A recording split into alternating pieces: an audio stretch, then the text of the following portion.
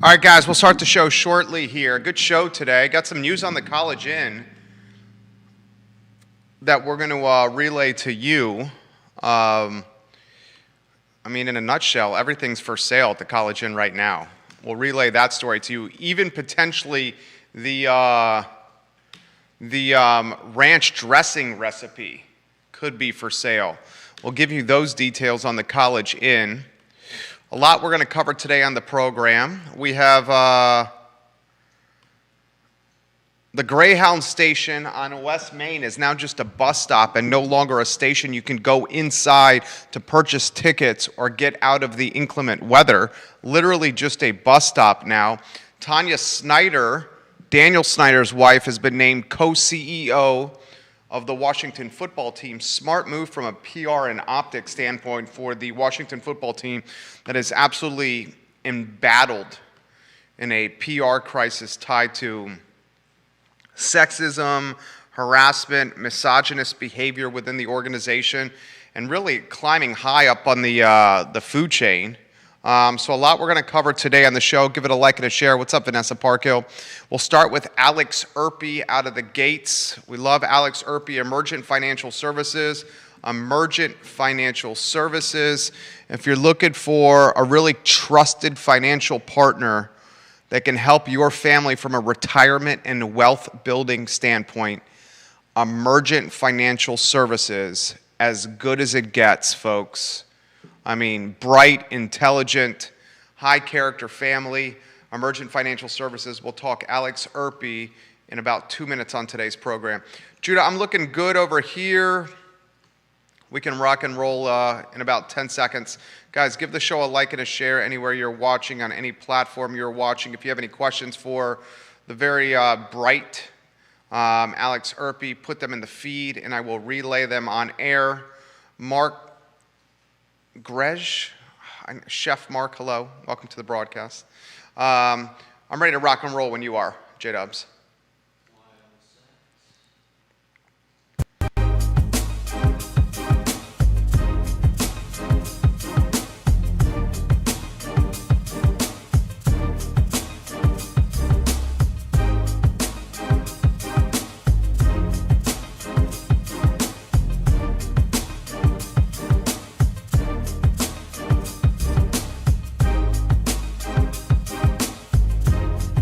Guys, welcome to the I Love Seville show. My name is Jerry Miller. Thank you for joining us on a Tuesday. It's great to be with you. Of course, we're live in Charlottesville, the Commonwealth, the country, and the world on the I Love Seville network. A lot on today's show. News from the College Inn. They put a Facebook post out earlier today. In fact, Judah, if you grab it from the College Inn Facebook page, it's the for sale, everything's gotta go Facebook post, and you want to get it on screen. I literally saw this about 2 minutes before today's show started and thought this was something that was intriguing, would be intriguing to you guys. We'll get to Alex Erpy in about 60 seconds here, Alex. They're doing a sale tomorrow. I'll read you verbatim what the Facebook post from the College Inn says. Sale tomorrow. And give me a thumbs up when you have that, Judah. Just type in College Inn. Okay, you got it.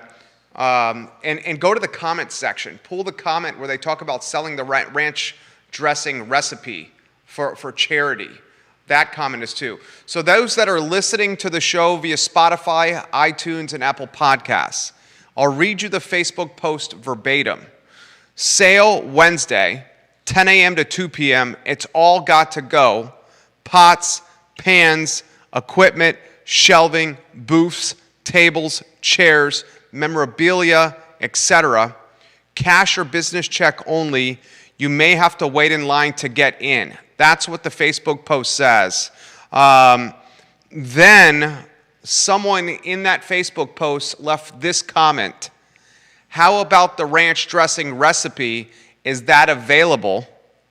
The College Inn responded to that comment and said, quote, we've been talking about what to do with that.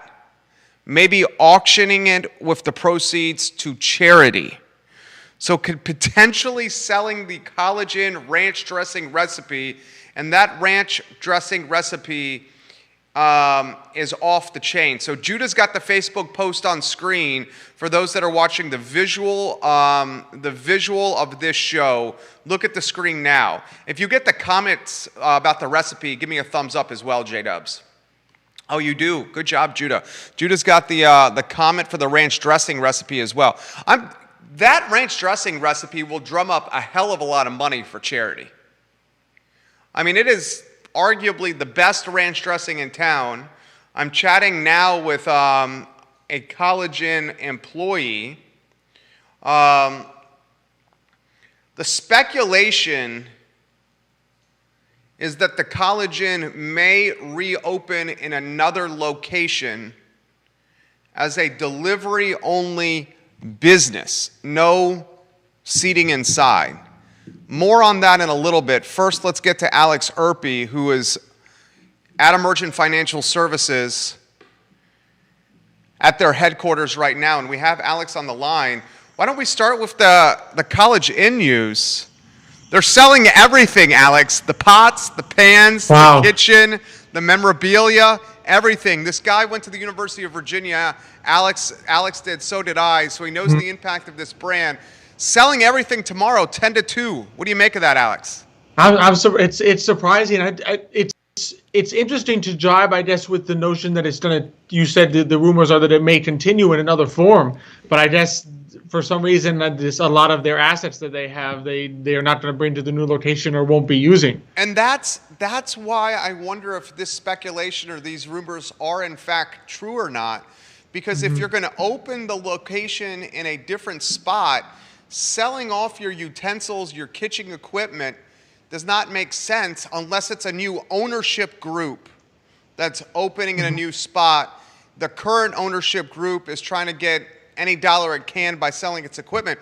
The selling of the ranch dressing recipe.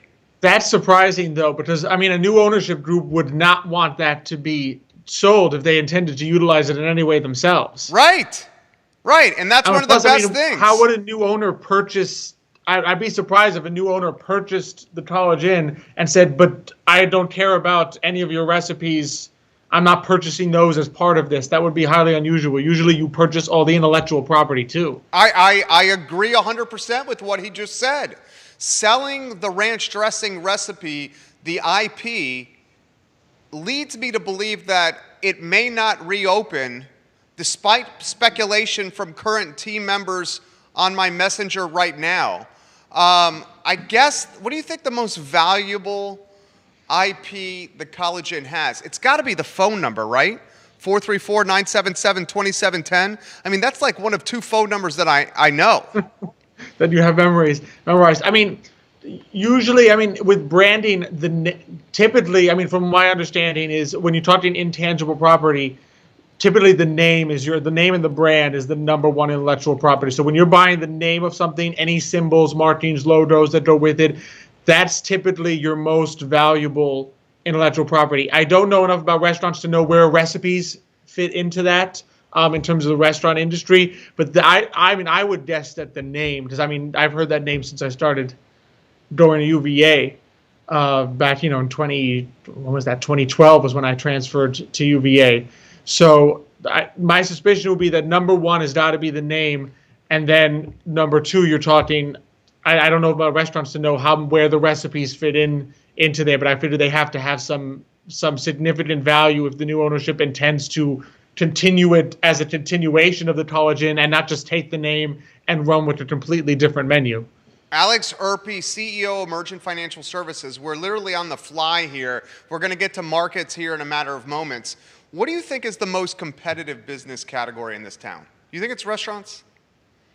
I do think it's restaurants. Yeah. Since I've been here, the number one thing, it just amazes me, turnover in restaurants, especially in particular locations, is just incredible that you just see them churn through so many iterations. There's always this certain spot on in Stonefield next to the movie theater. Not the one that was Trevinia, because Trevinia was there for a long time. The one that was Parallel 38. Side. The one that was, yes. Is it that the one? The Parallel 38 one. Okay. It switched like 4 or 5 times since I've been here.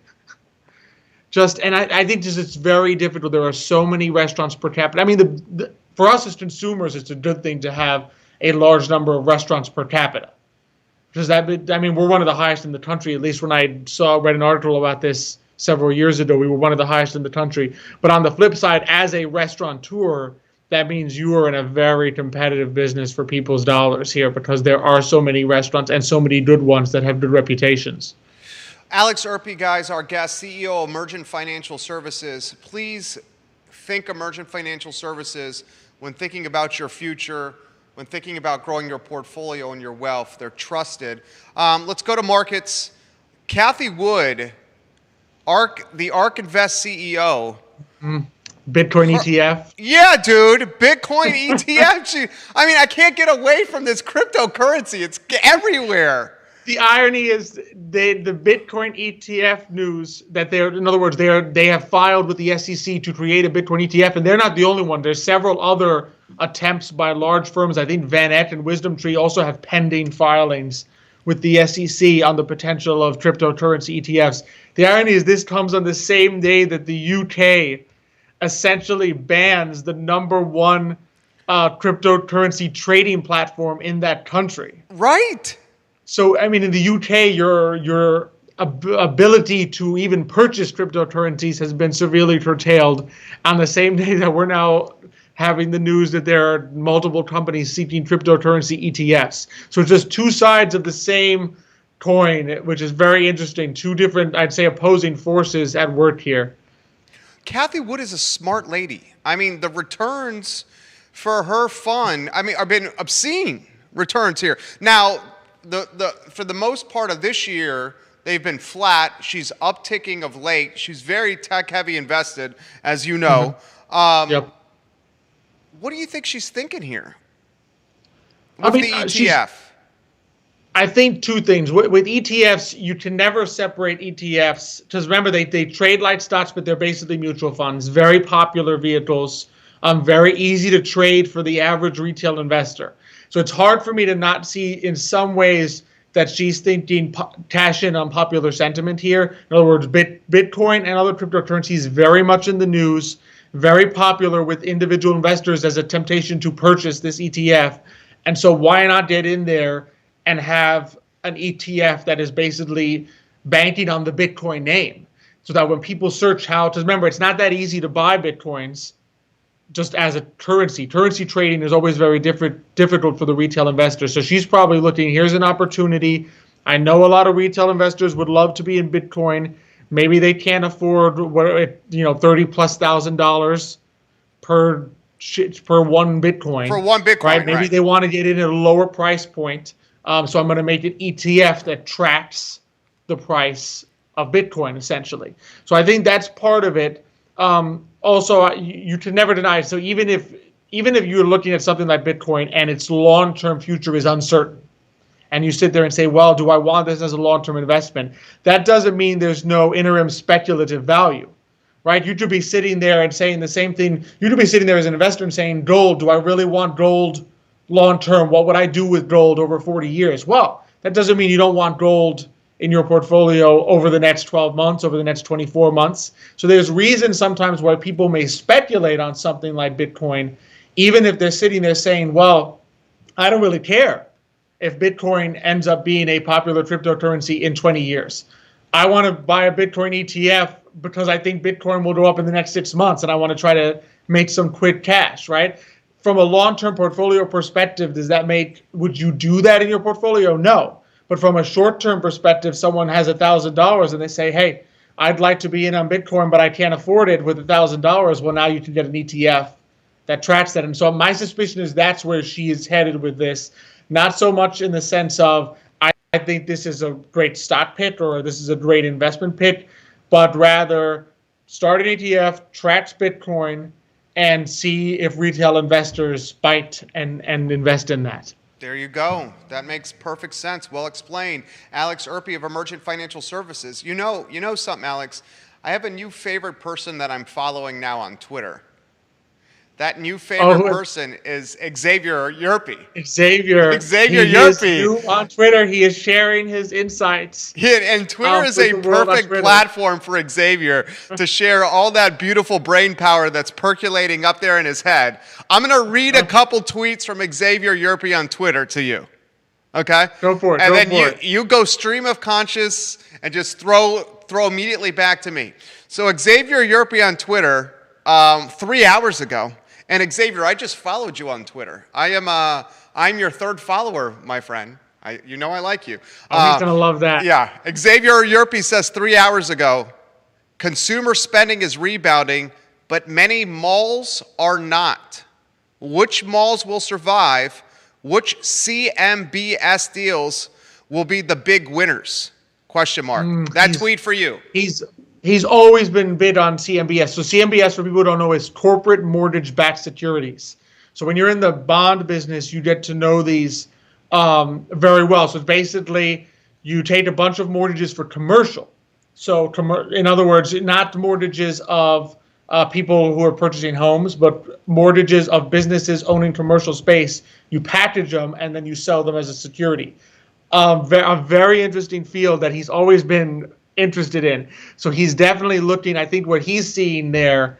And what's amazing is everyone who follows Xavier on Twitter, what you're basically getting is like snapshots of what he would normally send to the team, because we have like a team email address. And Xavier, through the Bloomberg and other research that he has, is just constantly feeding the research team. Did you take a look at this? Did you see this? And what he's seeing there, obviously, is what's happening.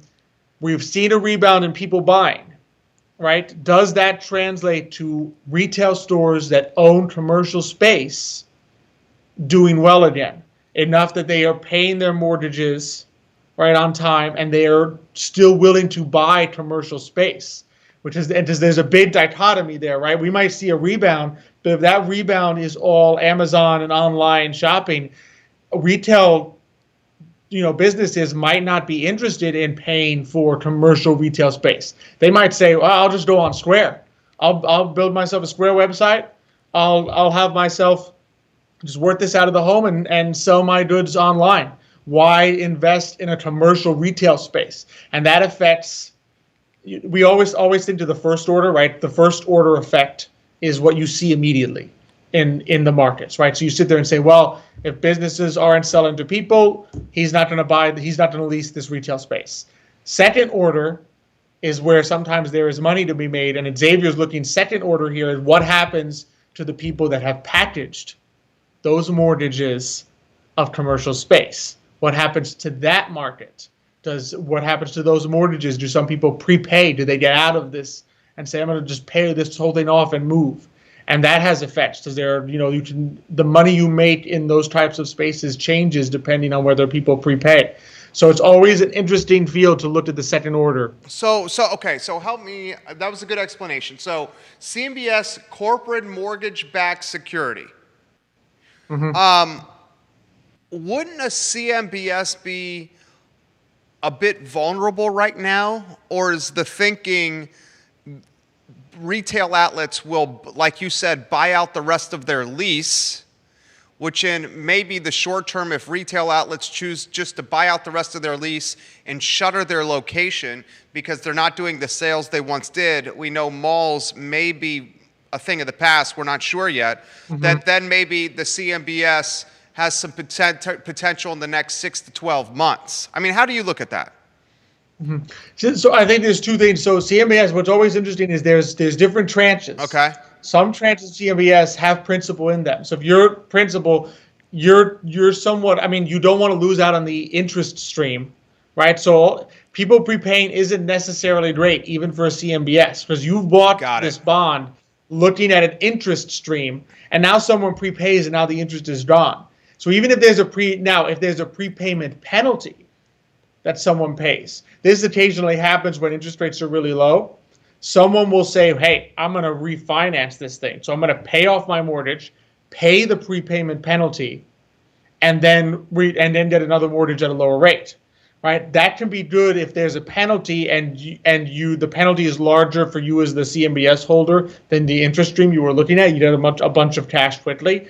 But if you didn't have that in there, you're saying, oh, the interest stream that I was expecting now isn't coming. So it's a fascinating world because there's principal and there's interest. And sometimes sometimes the first impression is, oh, I'm glad you just did all my principal back. I lent you this money, you repaid me in 2 days, I'm happy with that. But if you bought that bond, if you lent that money expecting to get 2 to 3% interest over the next 24 months, and then the guy prepays 2 days in, you're sitting there saying, what now? Now I have to go reinvest and find something that gets me that yield all over again. So it's not necessarily a good thing when people prepay, but then of course sometimes you don't necessarily want the risk that they don't pay at all, that they basically default. Good stuff. Alex Erpy, Emergent Financial Services. All right, I'm going to give you another tweet from Xavier Yerpy's big, beautiful brain here. U.S. personal spending stagnated in May. Is the consumer taking a breather, or is inflation the blame? Ooh, oh, he's getting controversial with these tweets. He's really given. Xavier, I'm retweeting that one, Xavier. I just retweeted that for you. That's like a trivia question. Yeah, I know. He's asking trivia on here. He's doing my job for me. He is. That sounds like something you would tweet. Like, give me an answer here to this question. What's interesting to consumer, the spending stagnated, but consumer confidence, as measured in the surveys, I think today is now back to pre-pandemic levels. So it's a very interesting thing, because you sit here saying, well, consumers are confident, they feel good, but they're not. Their spending has somewhat stalled. So I think inflation is a good possible bet there, because it is possible that people are looking at this and saying, well, inflation is here. What do I do? Do I need to save some more money? But I still feel great about where things are going. So inflation is always such a tricky behavioral thing to study, because you sit there as someone experiencing inflation, like you go to the food store, eggs are more expensive, bread's more expensive. And so you got two options, right? It's either I need to save more money because things might be more expensive tomorrow, or I need to go buy more today because it might be more expensive tomorrow. And whichever one you choose can have massive implications for the economy. One more from the beautiful brain of Xavier Yerpy. Xavier, tweet more. I want more content on your Twitter. I can't get enough of your Twitter, Xavier Yerpy. All right, this one I saw earlier today and I was going to bring up to you, but he's tweeted it very succinctly. U.S. home prices jumped the most in more than 30 years in April. More than 30 years, home prices jumped the most in more than 30 years in April. He says, what's the cause? Low mortgage rates or the COVID-related shift from city life to suburban life? I'll unpack this a little further. This is a topic I know well. I think it's a combination of all that, low mortgage rates, the COVID-related shift, as Xavier explained. I also think that it has to do with the fact that new construction has been lagging from a production standpoint for over a decade. So we've created this problem by not building enough homes to keep up with millennials and families that are entering the market and scooping these homes up. So I think it's a collision of all these things happening at the same time. Your thoughts, my friend? No, I agree with you. I saw an interesting tidbit, because when I saw that news today, I went to go look that up a little. And it's interesting that basically the last time that this happened, this type of demand we had, was 2005, right? Just basically in the run up to the recession. But mortgage rates today are 50% of what they were back then. Right, lower. They're lower. They're 50% lower than they were back then. So typically, the one thing that would constrain that kind of demand is high mortgage rates. But we don't have those because the Federal Reserve, of course, has been tamping down interest rates, which reduce mortgage rates. And so it's very interesting to see, because you have that demand. And I think, like you said, the demand and supply are out of whack. But what would normally be a constraint in the form of high interest rates are not there. They're 50% less than they were last time we saw this demand. So it's really not surprising then that if you have demand outstripping supply to this degree and no let up in demand in the foreseeable future, that home prices are going up, because you have people selling them looking not just at today's market, but saying, well, I don't see this changing in the next 6 months, so I'm willing to take a chance and basically charge more for my home because I don't think that anything's changing. I think there's still going to be demand 6 months from now. This market, not everyone, but a lot of people try to compare this to the housing crash of 08, 09. And we know real estate and housing created the 08, 09 recession. I think it's completely different and not a bubble at all. I mean, in this particular housing market, this is a supply issue. People are not getting loans with shady credit. I mean, 07, 08, leading up to that recession, anybody and their mother were getting loans. They may have been adjustable rate loans that ballooned really quickly, 3, 5, 7 years, Absolutely. but everyone was getting loans. 07, 08, everyone was pulling money out of their house, using their house as a piggy bank. I think we learned from the you-know-what that hit the fan in 08, 09, and what's happening now is completely different. There's equity in people's homes, more equity than ever before. That's why I'm not really concerned about a bubble in housing. Your thoughts? I think it's funny. My philosophy always tends to be the thing about black swan events is that you don't see them coming.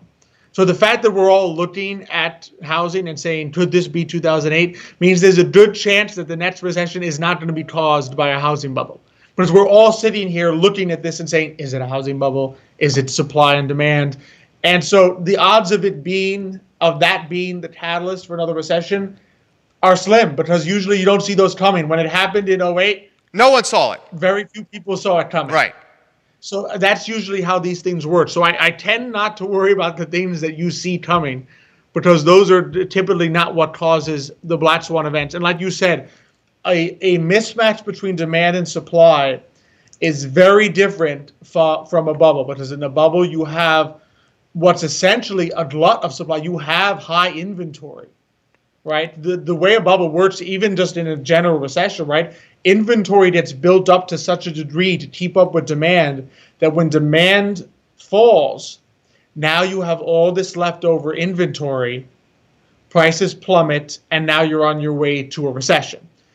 As long as there is supply that is below demand, you don't have that high buildup of inventory. I mean, if there is in fact a shortage of homes, given the number of people that want them, you don't have that inventory problem.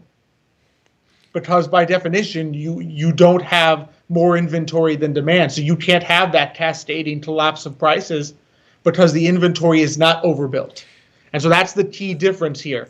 The key always with when you're fearing an asset collapse or an asset bubble is, has the inventory risen to such a degree that if demand slows down, you now have too much inventory? And I'm not sure we're seeing that yet. Okay, we'll close on this.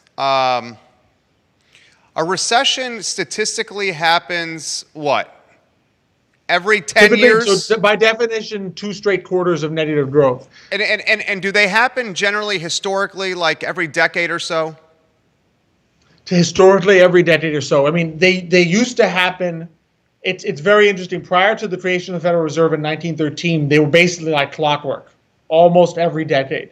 Since the creation of the Federal Reserve, there's been longer periods where we haven't had them, but obviously they've been slightly more devastating on the back end of that. Typically, you're talking a decade, so we are definitely on the long end. Okay. I mean, I'm a bull. You're a bull. You're a positive guy. I hate to be a negative Nancy or get bearish here, but we both see that it's been past the decade since the last recession.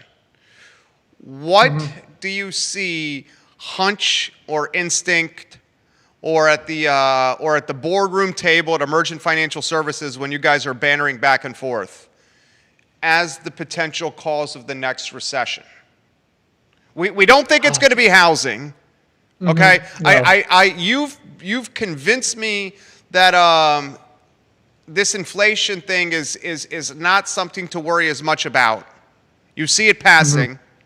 Okay. I do. We do see it as being transitory. You see it as being transitory. I'm seeing a lot of froth on the markets right now. I mean, we're at all-time highs everywhere, literally everywhere. We got all-time highs in the housing market. We got all-time highs, on the NASDAQ and the S&P? Yep. Yeah, I mean, all-time highs everywhere. Or just off their highs. Yeah. They're either all-time or just off. Right.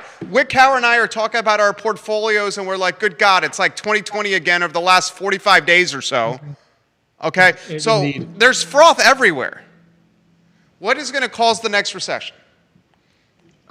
See, our philosophy, I'm going to be honest with you, we don't even think about that at Emergent. My thinking is always, rather than trying to predict what's going to cause the next recession, we sit there and look at the portfolios that we have and say, are we protected against the downside? In other words, what happens if there's a downside? If the market, we run scenario tests, if the market plummets 35%, what happens to our portfolios?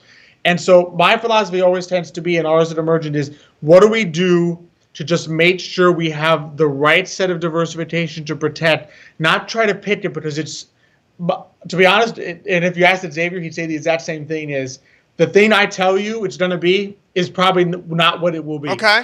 So if I sit here and say, oh, I'm worried about X, it's probably going to be Y, because they're just so hard to predict. Well, that means you're not worried about housing and you're not worried about inflation. So it could be one of those two. But no, and I mean, in all seriousness, and especially, and Xavier would tell you this too, one thing that has changed dramatically since 2008 is just the movement of central banks. Because I'm going to be honest, when 2016 election was coming around, I was sitting here saying it's been almost 10 years since the last recession. It's going to happen sooner or later. And now here we are 5 years later, and it still has not happened.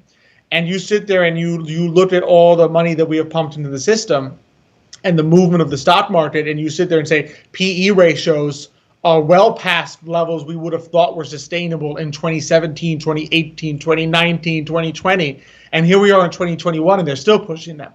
So, and I think one of the major things that has changed is central banks do not behave like they did pre-2008.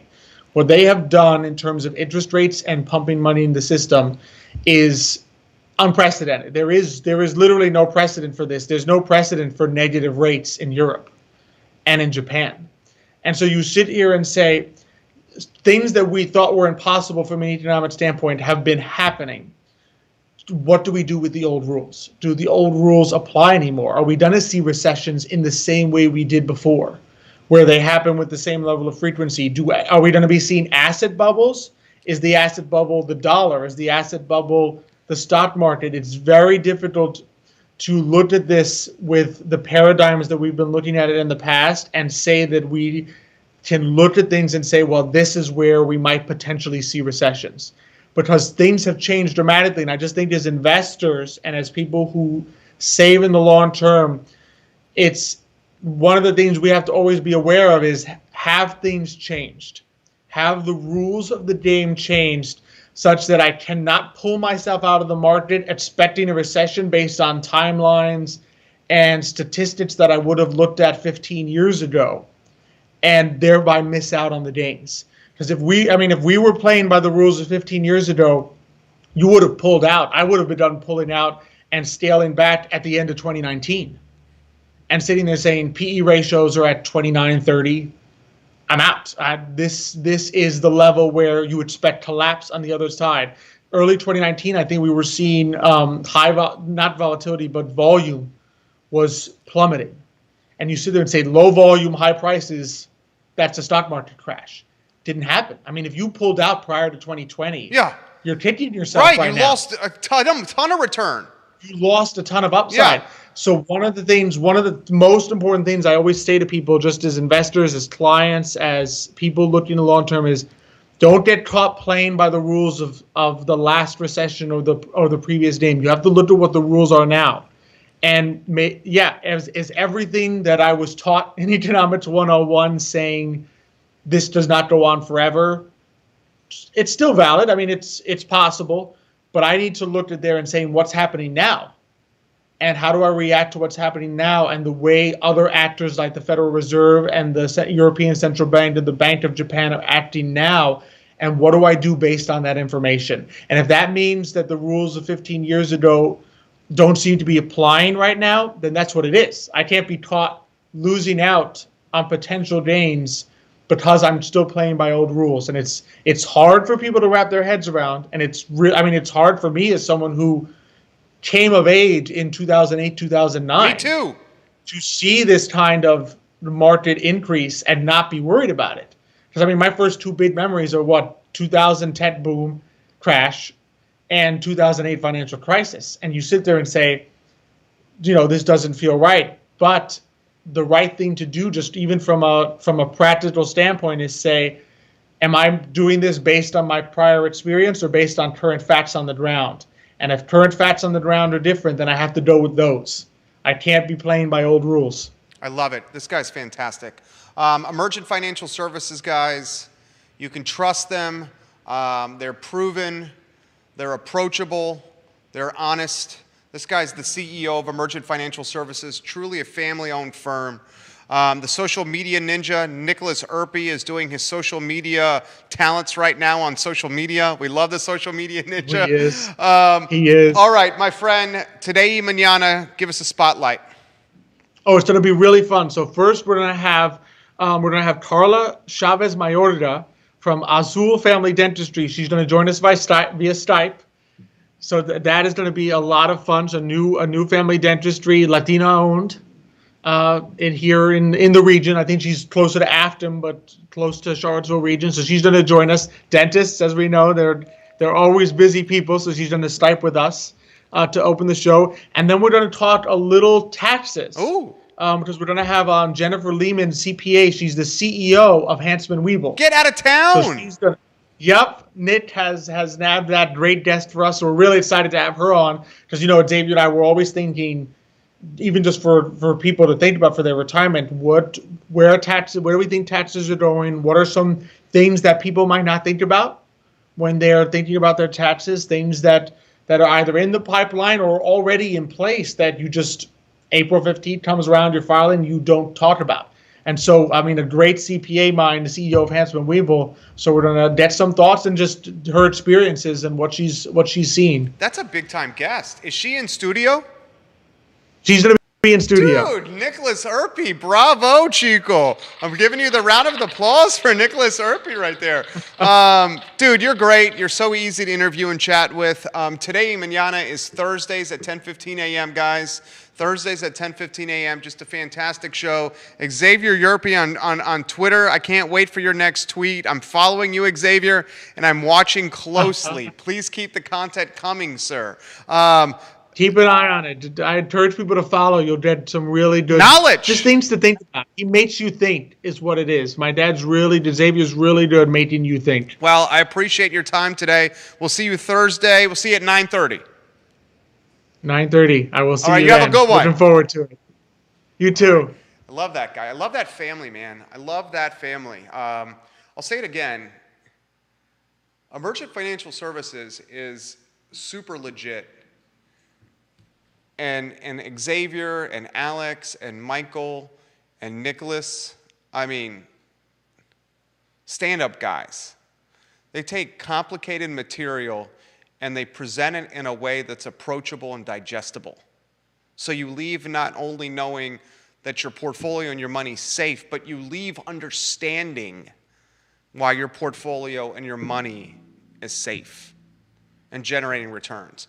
For me, that's really important, is not only the trust, but the empowerment of the knowledge. And that's what I love about those guys, is you learn what they're doing as opposed to just being told what to do by your advisor. Two very different methodologies of managing money. They want to educate along with invest wisely. Couple things that I want to relay to you. Speaking of CEOs, the CEO of Hansman Weevil is a woman. I love that. I absolutely love that. The co-CEO of the Washington football team is now Daniel Snyder's wife, Tanya. So Tanya Snyder named co-CEO of the Washington football team as they try to get out of this scandal that's tied to, chauvinistic behavior, misogynist behavior, harassment of cheerleaders and interns by upper executives within the Washington front office. So now Daniel Snyder's wife, named co-CEO of the Washington football team, as Daniel Snyder goes right next to him in the bed, his wife, and says, help us get out of this predicament that's been brewing in our front office for a long period of time. Smart move by Snyder and the Washington football team. A piece of news to relay to you, and then we'll get back to the College Inn story that I think you're going to see everywhere after this show and us putting it out on our platforms. The Greyhound Bus Station on West Main Street. It used to be a true bus station where you could walk in, buy tickets, get some food like some snacks and some sodas from the vending machine, talk to a Greyhound employee or two, and most importantly, walk inside to get out of the inclement weather, whether it's the summer heat and humidity, the winter cold and snow, or all the rain we get in the spring and fall. The Greyhound Bus Station on West Main is no longer a bus station. It is strictly a bus stop. So you can't buy tickets inside. You can't even go inside. The building is for sale. You cannot go inside the Greyhound station anymore on West Main. There's no interacting with personnel. There's no vending machines. There's no getting out of the heat, the cold, the rain, the snow, the humidity. It is now strictly a stop, a bus stop, where you're waiting for a Greyhound to pick you up, and then you print your tickets and you buy them online and you show it to the driver at the stop before boarding the bus. That's big news there. And why that's big news is because Greyhound is the transportation choice of men and women that don't have a ton of money. A plane costs more money than a bus. A plane ticket than a bus ticket. A train ticket costs more money than a bus ticket. So by taking the station out of Charlottesville, you can further make the argument that the area is turning into this white rich playground even more. Think about what you're saying. There's no station. You have to have a computer or a smartphone. You need to be able to print your tickets. You need to be able to access the internet. You need to have a computer or smartphone to buy your tickets. You're not going to have any place to get out of the inclement weather, the heat. So if you're waiting for your bus right now, you're standing outside on an asphalt pavement in, what's the temperature? I'm looking at the weather app as we speak. The temperature is 92 degrees today, and it feels like it's 99. So you want to ride the Greyhound in Charlottesville, Virginia? You're standing out in basically 100-degree heat on an asphalt parking lot. You can't print your tickets. You got to print your tickets on your computer.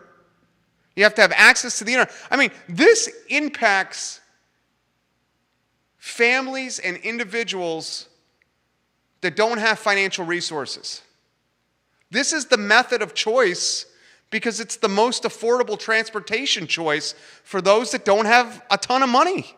And now we're marginalizing it even more with the station now becoming a stop, with the building for sale, and with Greyhound going on record saying we will not open the Charlottesville station ever again. It's going to be a stop from here on out. That marginalizes disenfranchised individuals. The lead of today's show, a Facebook post that was sent to me by a number of people, was the College Inn post. Get the College Inn story back on.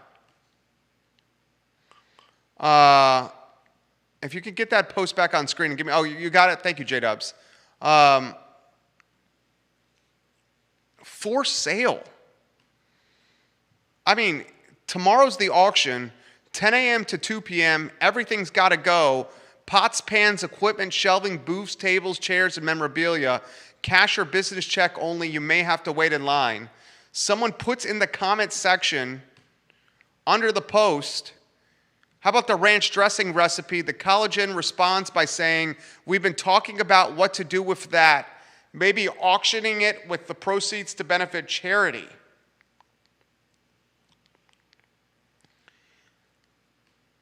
Depending on who you talk to,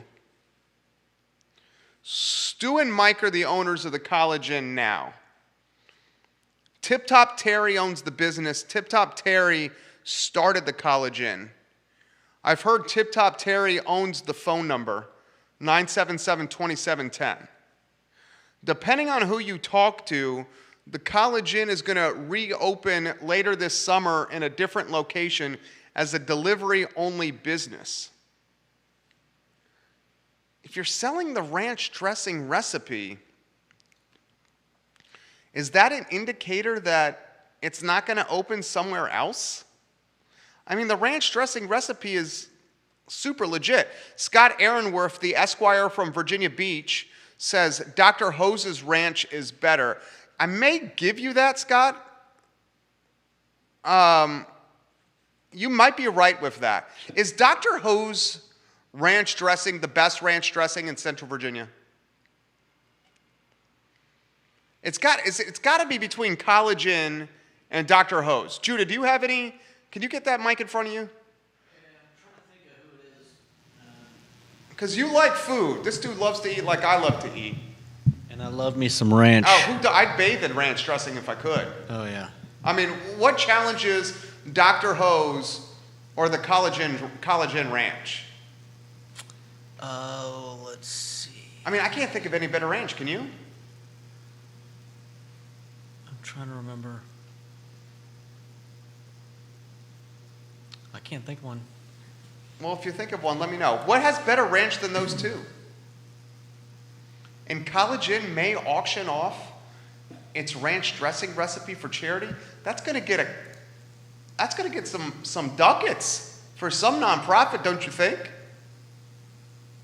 I mean, I think I may give a slight edge to Dr. Hose Ranch. I believe Dr. Hose bottles the ranch for off-site enjoyment. I believe they do. I say they're one with the College Inn a close second from a ranch dressing standpoint. Anywho, we'll follow the auction closely. Man,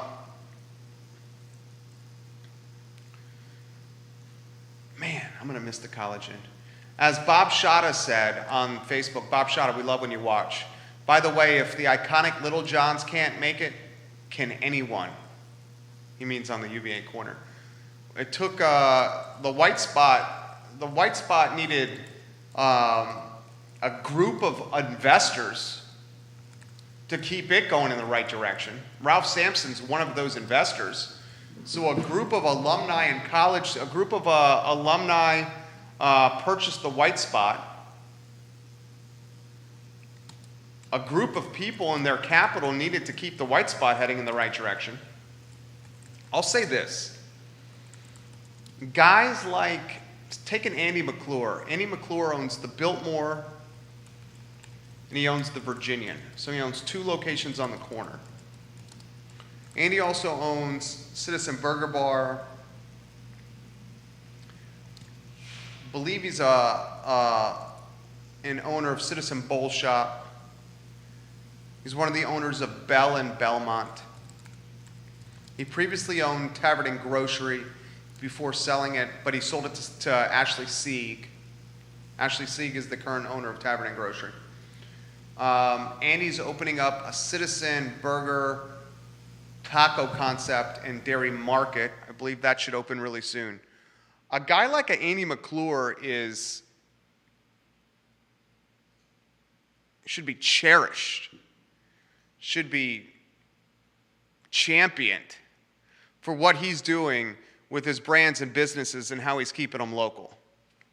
We need to Support the Andy McClures at the Biltmore and the Virginian, the Jordan Brunks at the Crozet Pizza at Buddhist Biker Bar, the Michael Lewises at Boylan Heights, the Lorenzoni family at Ragged Mountain Running Shop, the Mincers at Mincers Sportswear.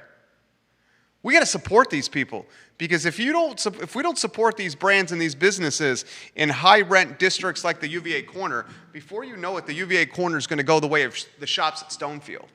And the shops at Stonefield is nothing but big box brands.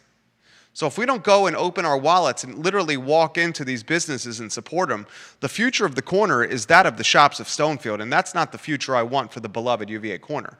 I want the charm and the intimacy and the quaint shops and the localized brands, not brands that I can find anywhere in America, no matter the city. And I think we all want the same. All right, tomorrow's Chris Skipper, fitness and exercise enthusiast in studio. Chris Skipper has had a massive 180 with his outlook on life, his positivity, his health, his fitness, and how he inspires others through his personal journey. His personal journey was that of some alcoholism, terrible health, no fitness, and not a great diet. And today, Chris Skipper is the absolute opposite of that. He's given up drinking. He is a physically fit specimen. And he is literally, I hope someone tags Chris Skipper on what I'm saying here. He is literally one of the most inspiring people I've been around or met in my life. So Chris Skipper in studio tomorrow on the I Love Seville show. We will showcase his fitness journey, his trials and tribulations as a man. And we're going to spotlight his quest to use fitness and inspiration in entrepreneurship. He's pursuing the path of an entrepreneur through fitness, health, diet, and inspirational coaching. That story on tomorrow's I Love Seville show. Thank you for joining us on a Tuesday. Yes, we will follow the College Inn story closely on the show. You guys have a good afternoon. Take care.